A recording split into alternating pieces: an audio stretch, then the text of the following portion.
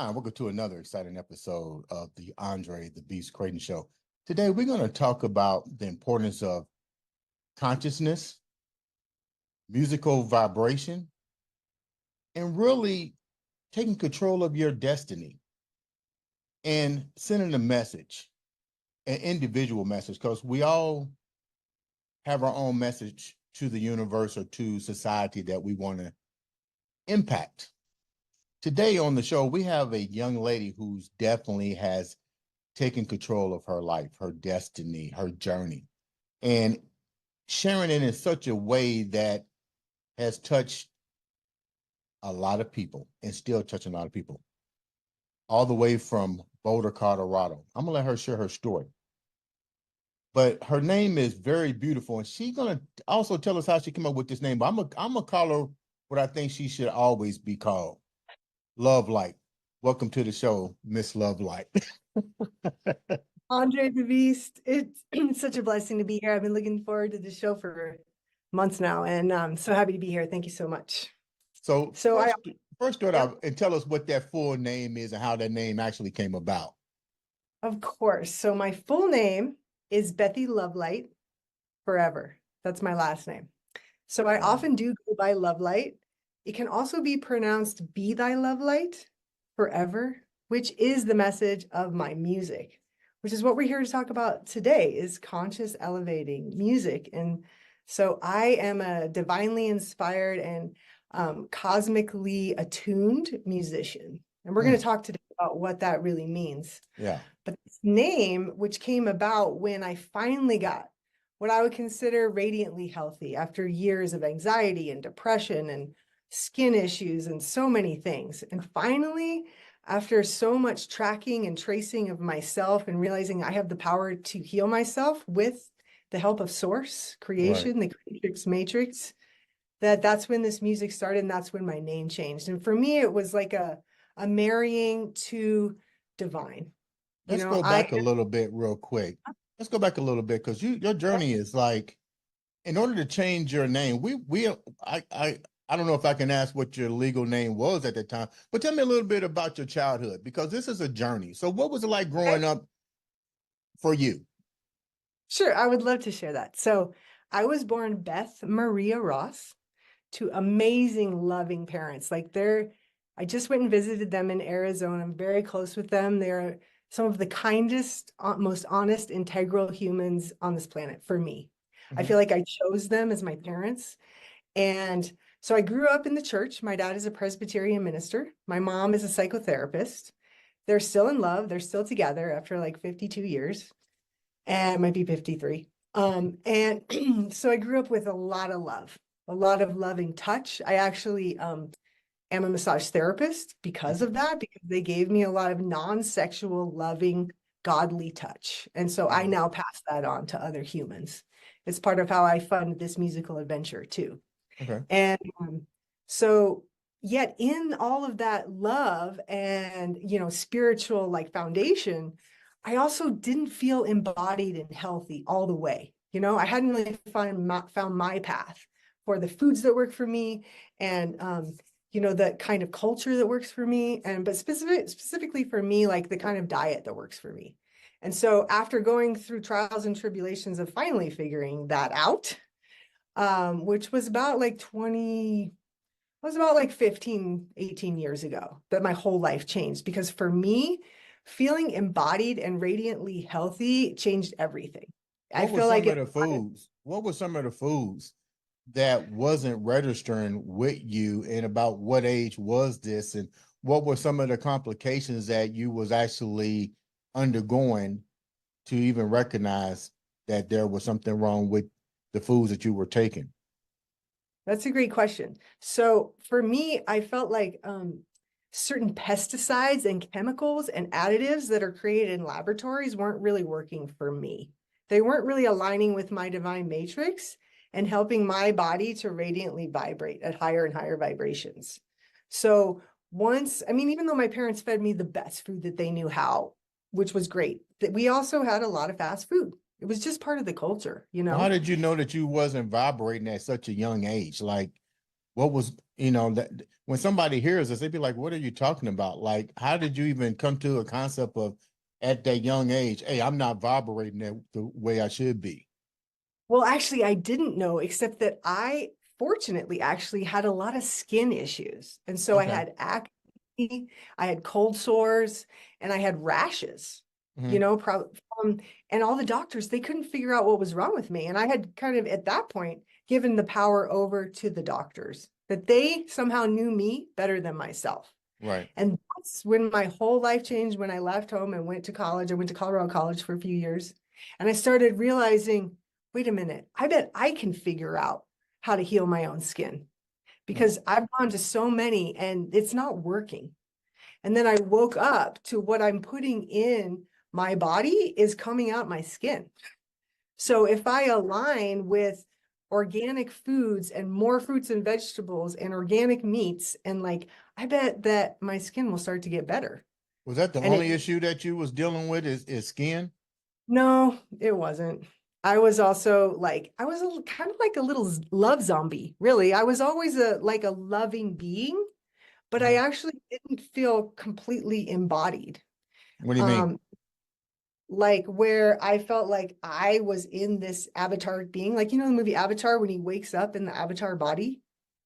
That's what Uh, I feel like happened for me when I started to get radiantly healthy, and also the sacred use of psychedelics.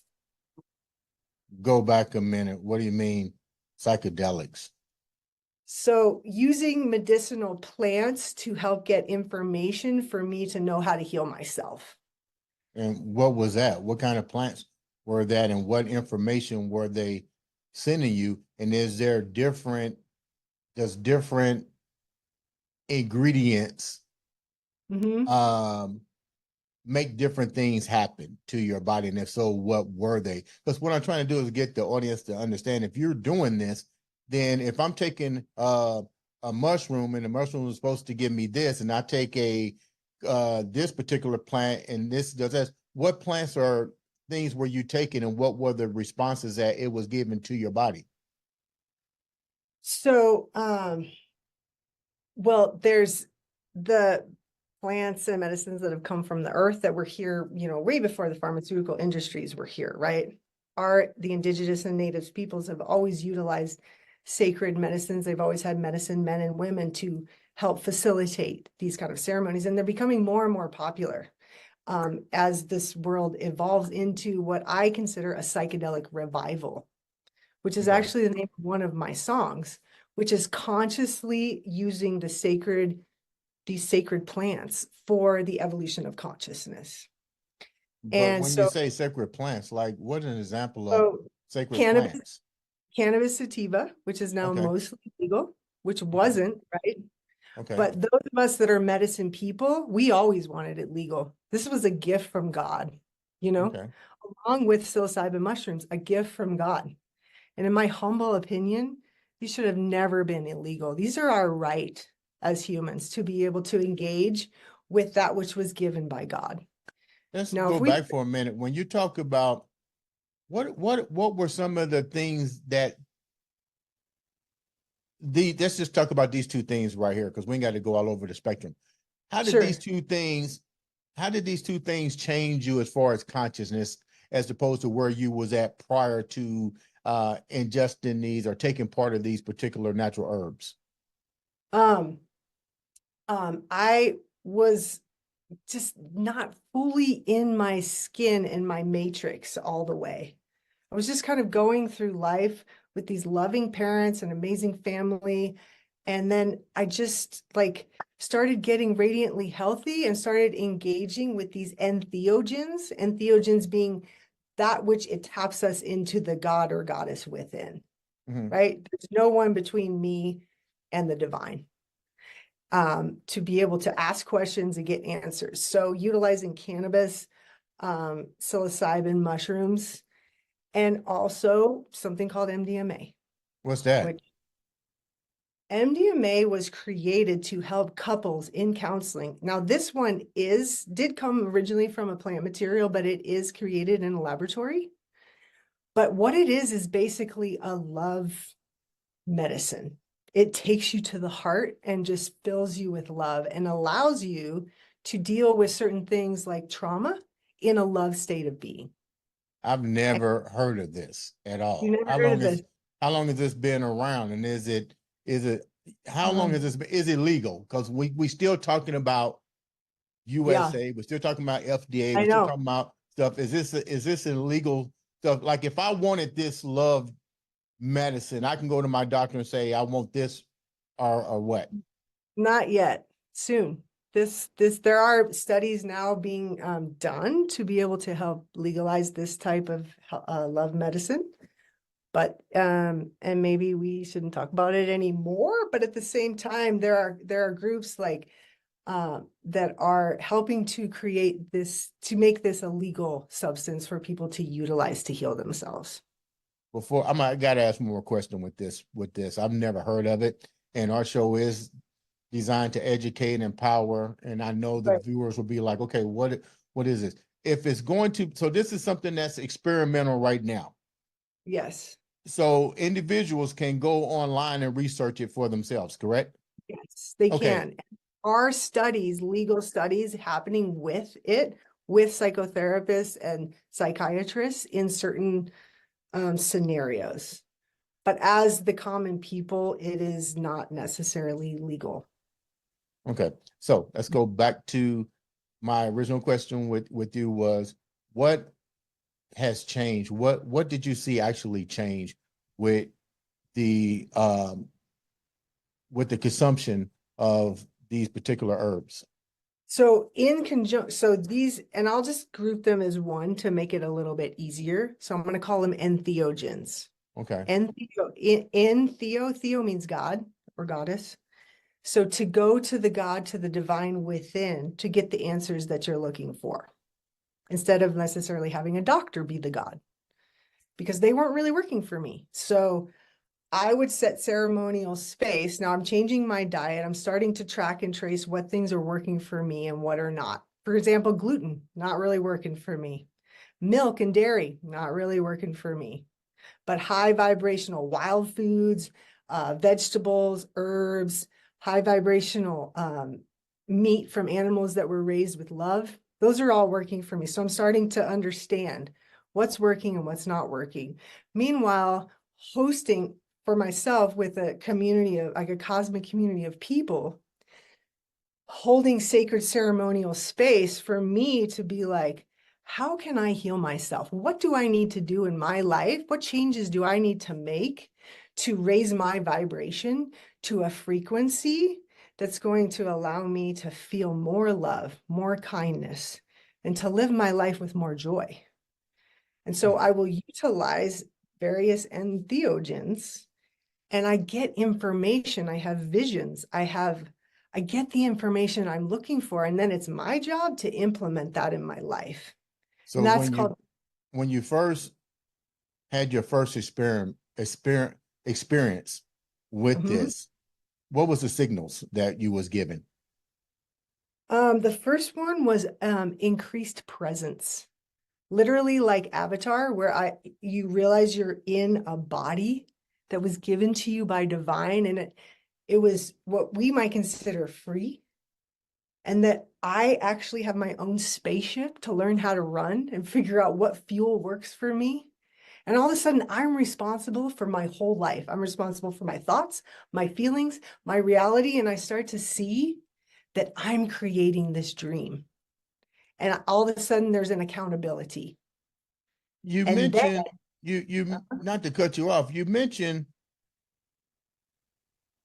finding yourself, but you indicated you came from a free loving family who's still together. yeah, Congratulations on that. thank you. Um, um, it's almost like changing the whole spaceship now. So it's almost like what part of your family values transferred over to this new you? And then the second part of that question was, doesn't that somehow debunk a lot of stuff that maybe your father was saying? Because you said he was a preacher, right? So how did they accept what you were doing? Because you don't really jumped off the ship onto a whole new spaceship here. It's true. It's true. And the cool part about my family is literally that they're what you consider Christian, yet they're Jesus followers. And what was Jesus saying? Love one another. You will do more than I have done. That, like, geez, it's us. Jesus is a part of us, you know? And so my parents and I are completely together on love one another, take care of yourself, take care of the children, take care of this planet, and love one another. And so there really isn't any conflict at all. Really? Wow. So Yeah, it's you say you gave your original name. uh-huh. Mm-hmm. You woke up and you broke the chains pretty I broke much. the chains and took accountability for my life and Why realized pick this name to start your journey? Because when it comes down to it, first of all, it's all about love for me. Love is the highest vibration and frequency that I know of on this planet. There might be a higher one somewhere else, but it's the highest vibration. When I come in contact with others that have devoted themselves to love, I feel uplifted. I feel uplifted. So there's that. And then there's the light, which is not light or dark, black or white. It's the light from the sun. Mhm. I am a sun worshiper to the T. I just was outside before our show, putting my bare feet on the ground, and I lift my shirt up to the sun and I say, light me up, come into my heart and light me up. Give me the words and the frequency to speak for all of creation. Like, I feel connected to the oneness of all, which is why I changed my name to Be Thy Love Light, Bethy Lovelight. Like, it reminds me, every time someone says my name, it reminds me of what I'm doing here. Mm. Like, I didn't choose to have kids this time. I spend a lot of time with kids and I love kids, but it's not really on my ticket because Whoop, I have whoop, whoop. Back up. yeah, Back up. You just said something. You choose not to have kids this yeah, round. yeah. Explain that a little bit. Where are we going with that? Well, because I just wanted to say that I have another job and a journey to create high vibe, consciously created music, Mm-hmm. which for me is beyond a full-time job. And raising children to me is beyond a full-time job. And for me, as much as I love children and I spend a lot of time with them, it's just for me to do that and do the work I need to do musically would be just too much for me. So I've chosen as a 48-year-old, that I'm just coming into the height of my music career now, that I have so many kids. I have nieces and nephews and tribal kids, and I have so many kids that I can imprint, a conscious, loving information and wisdom to, that I didn't necessarily need to have my own, you know? And I have an adopted brother and sister, interracially adopted brother and sister. They're older than me. So I'm the Mm-hmm. first biological kid. And then I have a younger biological brother. But I What got were from the get-go, what were we're you all doing family. before that? What were you doing before that? What was your occupation before you even got into music? Massage therapy. So I've And been creating shamanic spaces where I offer professional, massage therapy to people. And I realized that it was so many people get off my table. They're like, that's the best massage I've ever had in my life. I feel so worthy. And I'm like, yeah, you should feel worthy. You are a child of God. I hope you feel that after our hour-and-a-half session together. Like, healthy and radiant. Like, what do you need to do in your life that's my main job, is to be a mirror. Now that I've found peace within, which is like where it all starts, peace within, peace with our partners, our family, our children, and community. And so we start here and then we build based on love and trust. Every person in my inner circle is someone that I trust 100%. And I have designed that because I live a life that's drama free. I construct, and this is my dream connected to your dream, connected to everybody's dream. And I have a desire to create peace throughout the cosmos. That's my desire. And I do think it's possible, but it starts right here in but my relationship. what do you do in a situation? Uh-huh. Because it appears that you pretty much had a pretty almost a drama-free life to begin with, outside of, the the food. So how much drama has Well, actually been in your life? all this, like, I'm just one of those people who my struggles in life came from the inside. Okay. My anxiety, my depression, my suicidal thoughts. Luckily, everything on the outside was protected. So I got to see that the problems in my life were created by me and that I was the one that was going to need to change them. When you And say one, suicidal thoughts, like what part of your life even drug made you go down that thought pattern? well, it's because of the toxins that were in my system, the toxins that were in my mind. I hadn't woken up yet to how amazing this life is because I didn't really feel good. And Mhm. now I feel almost every day. And I'm here, I know that I'm here to live my dreams and to make music. And this is my job. I woke up to my highest self. And that's my job now, I feel like, is to inspire others to wake up to our highest self. Like for me, the new, we call people rock stars. And I like to call the new rock stars or star rockers. We live long, healthy lives. We do engage with sacred medicines, but we do it in moderation. We Mhm. don't die at 28 from an overdose in a bathtub. Like, that's not the new conscious musician of the future. We're great examples to the kids. We teach moderation, we teach health, and we do radiate at high frequencies and create epic music, but we become great examples for humanity. And What are that's s- what are some mhm. of the feed what are some of the negative feedbacks that you're getting from people? Because you just said that you've created your world with non-negativity. But as we talked earlier, negativity is always going to be there. What kind of negativity is trying to enter your space that you have to deal with constantly, or you ask yourself, why is this even an issue? Well, I guess my intent is always to speak with truth, to live in integrity, and to choose to be around people that want to raise the vibration to higher and higher levels. Like for me, Mhm. it's this whole outer like race, class, sex, gender, that's just like so superficial to me. I'm looking at people's soul. I'm like, who are you? Are you here to uplift? Which is why you and I vibe, because you're here to uplift Mhm. people. You want to bring truth, love, light, beauty, goodness. And like, not necessarily everyone's on that path, but those that are, we're joining forces and we are the movement of the future.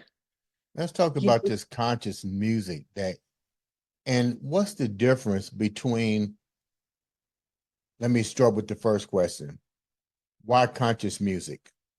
so conscious music. So when I woke up to what I realized conscious music was is the power of our voice. Now, I always knew the power of my voice from my dad and watching him give these great sermons and how it touched people, right? And these Mhm. words they come out of our mouth and they're a vibration, they're a seed of creation.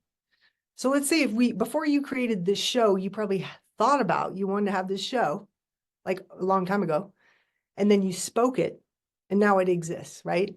Mhm. And so when we want to create in our world, we think it, we speak it, and then there are these seeds and we nourish them into creation.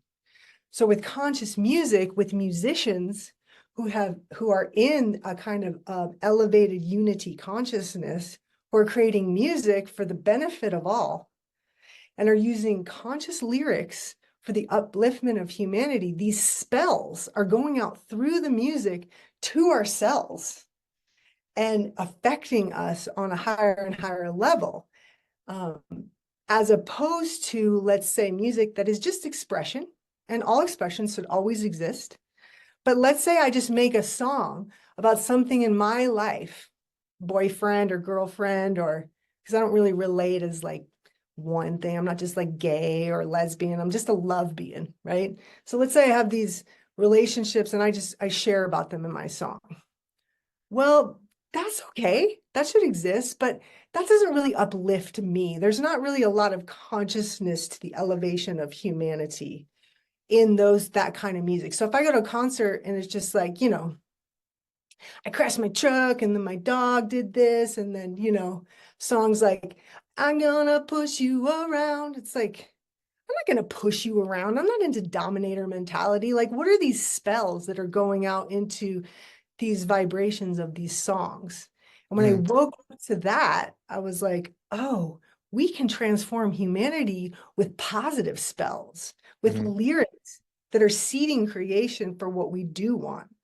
And we know that as we speak and create the world we want, we start to see it happening, which is to me why it's so exciting to wake up in the morning, because I'm like, what am I going to dream up today? I know that I'm a creator and a manifester and I have power to create. We all do. It's just those of us that have woken up to that reality. And then we realize that we can amplify what we want. We can make wishes come true. So So if what's the we difference between what's the difference? Because you're talking this is a whole new genre that is just now been brought to my attention. And I'm glad that you took the time to come on and share it with the viewers. But how does this resonate from Grammy Award winning songs or artists like Beyonce, Jay-Z, the jazz artists? How does this how does this music begin to take presence over something that's been around forever? Sure, that's a great question. So, it's really about tapping into what you know feeds your soul, like music as medicine, or music as just being like what we might call cool. Hmm. So I feel like we're redefining what cool is to like, oh, these are so popular and they're played everywhere, but are they elevating my consciousness? Do they make me feel like I am inspired to live my best life? Or am I just focused on Beyonce as being beautiful and cool and amazing, which she is? Hmm. But for me, it's about beyond the artist to tapping into source and basically giving all the glory to that which created us, not just the rock star, you Now know? you mentioned we, so you're not the only artist No, that's there's so many, and there are a producing lot. this music. What are some of the other artists that you can name that are producing vibrational, empowering music Uh-huh. like you're doing yourself? There's actually a local band here called Elephant Revival. Hmm. They're a bluegrass psychedelic rock band that has all high vibe conscious lyrics. They're actually my friends too. Then Hmm. there's Rising Appalachia, who is they're two sisters, but then also a band.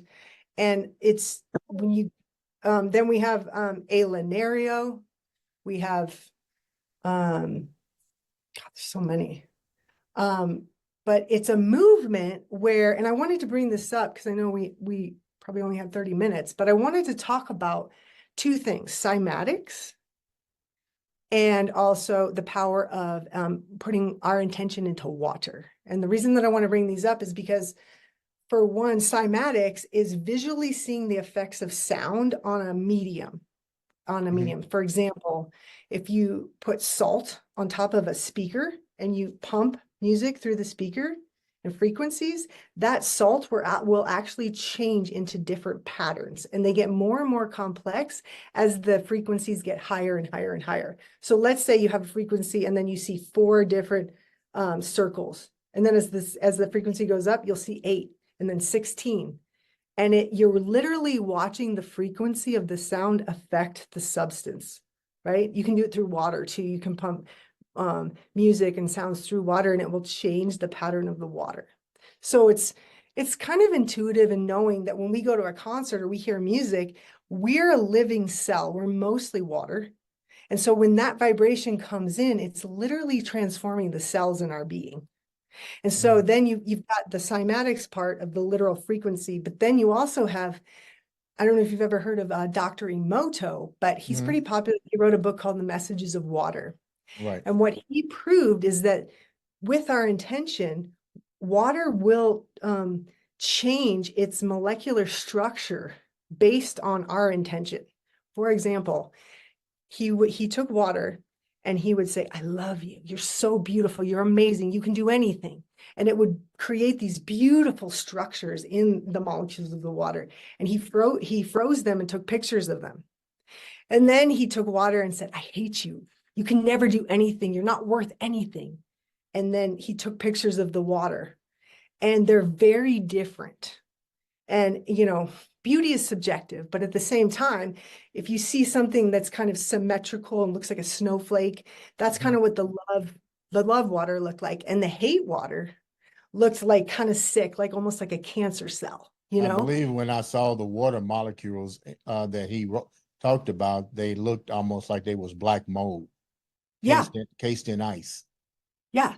And so if we're mostly water and we go to a concert and we have this music and this intention from the artist or artists, if it's a band, coming through the music to us, we have the potential of it actually hurting us or Versus helping heal us. And I've been to festivals where a band comes on and literally I am in pain from the intention. There's not any intention in the music. It's total chaos. And I'm like, I have to get out of here right now. Like, this is hurting me. As opposed to an artist that has intentionally created music that's coming into my cellular structure and it's taking me higher than I already am. And I'm pretty high vibrational being anyway. And I want to go higher, And that's when I know that I've entered a conscious musical space because I trust how I feel, which goes back to, instead of giving the power to doctors, psychotherapists, preachers, all these people, as helpful as they all are, that we become, and this is the movement of the future, that we are the person that knows ourselves the best. Now you mentioned, I didn't mean to cut you off. You mentioned a lot of these bands were around the Colorado area, but how universal is this? Is this like, are there bands here in Indiana, or are there artists, not bands, but artists throughout the United States that you guys are collaborating with? About how big is this actually becoming? It's growing rapidly. I mean, I feel like they all kind of moved here. It's like, it's kind of amazing. Like Trevor Hall moved here. Amani Friend of Liquid Bloom moved here. We've got, it's a movement of musicians of music as medicine, like Nako Bear. Like we've got these, that they're basically saying like, we're connected to something beyond ourselves. For example, I'm just going to share a little bit about my EP that just came out, and it's called Love Hum. This is the album cover. EP means extended play. So 5 songs. It's 18 minutes.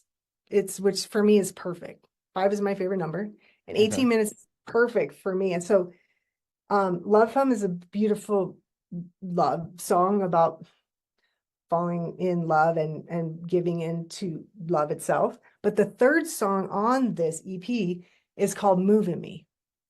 There's something more than me that's moving me, yeah. So it's this reality that something beyond me is interacting with me and moving me. Now, call it whatever you want. Great Spirit, Goddess, God, Divine. We all have like infinite names for it. But once you acknowledge that something created us and it's interacting with us, and I can feel it moving me with me, that's something beyond that. When I want to support musicians that are giving, we're presenting spells. Musicians have spells.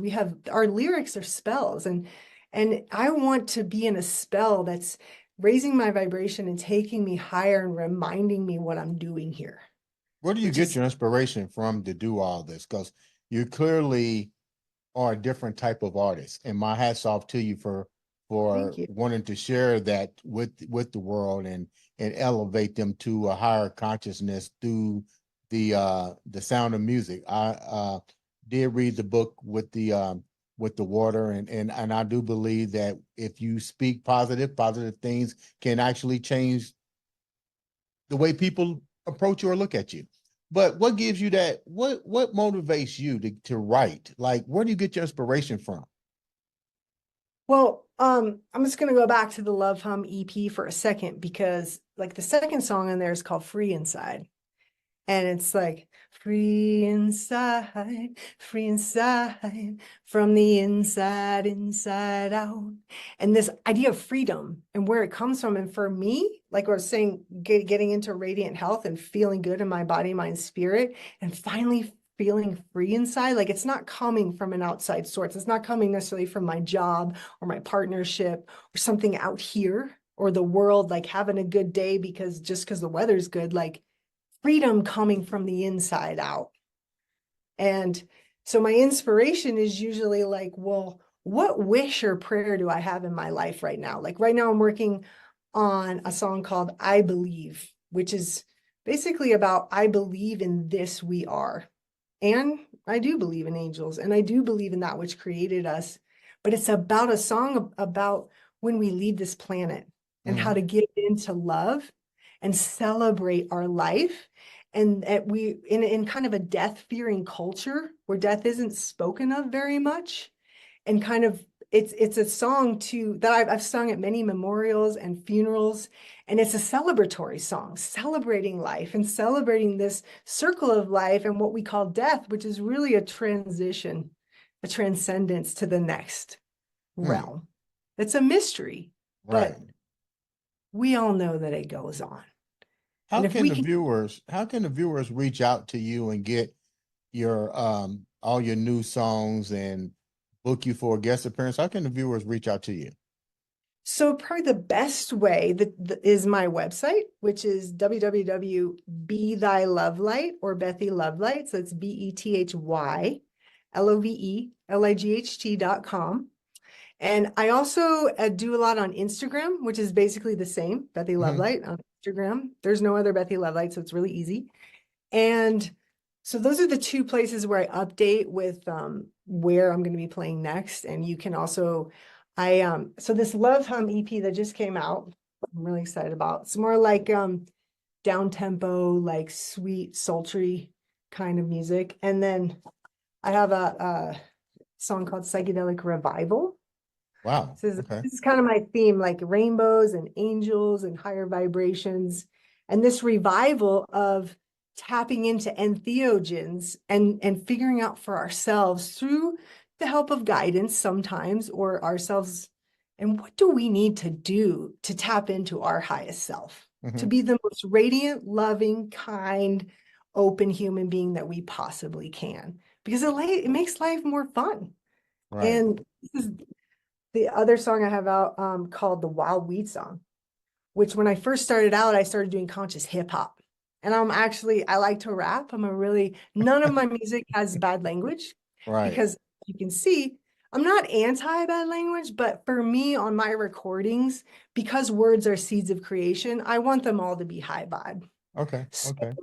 And this song is about 12 different edible wild weeds that grow locally, that if we stop spraying pesticides, which are killing the bees and killing us, then we can actually eat these plants. And my partner, Brigitte Mars, that was on your show just recently, she's the one that taught me that we don't have to like buy all of our food. We can learn how to identify them, go out and harvest them for free and utilize them in our daily life. And not only are they free and amazing, but they're wild. So if you want to activate the wild in you, then you can eat wild foods that are very different from store foods, which are great too. But if you want to activate that wild DNA, I feel like it's completely changed my life, wild foods.